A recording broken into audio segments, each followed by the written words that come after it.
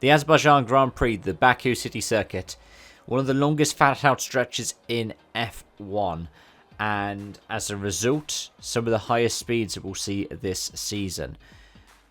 With a title potentially being decided this weekend, let's have a talk about this street circuit. Jolyon Palmer's told us we always have to be alert on. And we'll start off with those title permutations. McLaren could win the Constructors this weekend.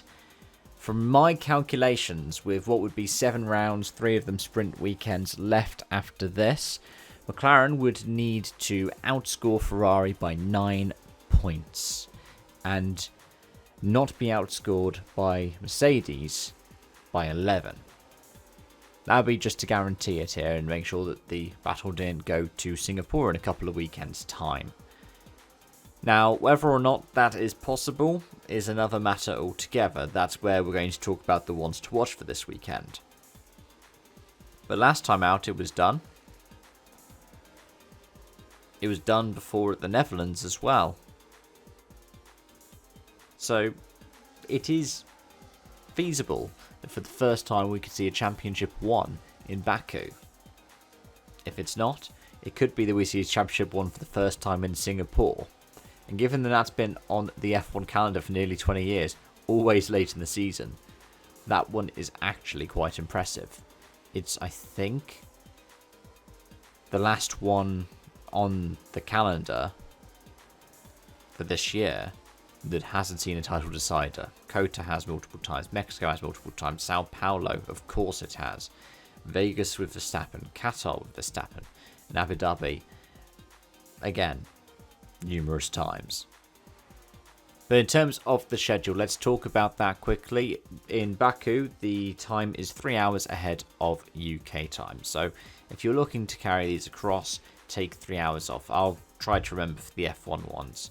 In support for this weekend, we have F2, and there are some changes at the grid there.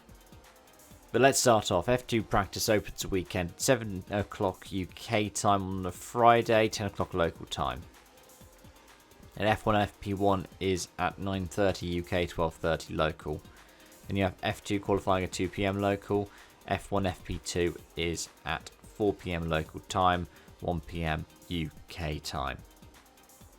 F1's FP3 opens up proceedings on Saturday at 12:30 local, 9:30 UK. Then the F2 sprint is at 2:15 local, or 11:15 UK. F1 qualifying is then at 4 PM local, 1 PM UK. And then we get to Sunday. F2 feature. 8 o'clock if you're in the UK, 11 o'clock if you're in Baku. And then the Grand Prix starts at midday for those in the UK, or 3 PM Baku time. Turn the clocks back 12 months and it was F1 second win for Oscar Piastri. He won from Charles Leclerc after what was a hectic end to the race.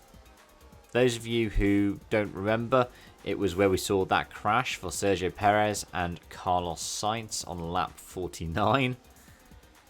Piastri made the most of starting second and was competitive throughout the race. Lando Norris was knocked out in Q1, I believe, wasn't it, track limits?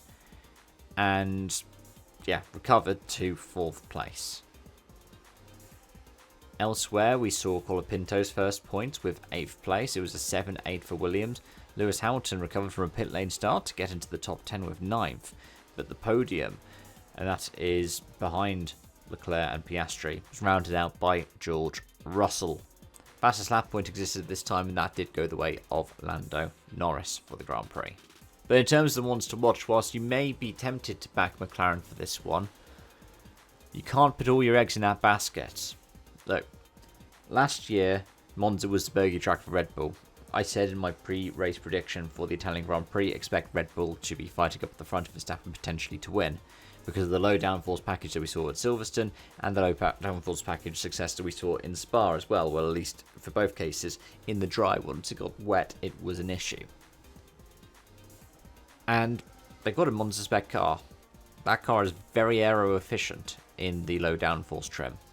So, despite the fact that he was 5th last year, despite the fact that he qualified 6th last year, I would expect Max Verstappen to be up at the pointy end of the field. I would expect him to be contending for the win, if not winning. That low downforce trim is going to help Red Bull in the latter phases of the season. It won't help them at Singapore, most likely, but Singapore's always been a bit of a tough track for Red Bull. But it'll help here. It'll help in Mexico. It'll probably help in Vegas. So it's one of those ones where Red Bull has picked certain races to prioritise. Whether it'll be enough for Verstappen's title bid, probably not. He's 94 points behind Piastri, which would be, I think, him leading Piastri home every race remainder of the season, a couple where Piastri's third. He can just ride on the laurels in that one. But yeah, I think Verstappen will be someone to watch. I think the McLarens will be consistent, but they may not be outright dominant. You could expect Ferrari to try and bring something as well, or Mercedes even. All have performed quite well in recent years in Baku. But, like I said, the famous Jolyon Palmer quote, you always have to be alert on the street circuit. Someone could get it horribly wrong. It could even be one of our title protagonists. But either way, folks, those are my thoughts and feelings. As always, thank you so much for watching and joining, and I hope to see you again soon for more. Until next time, it's bye-bye for now.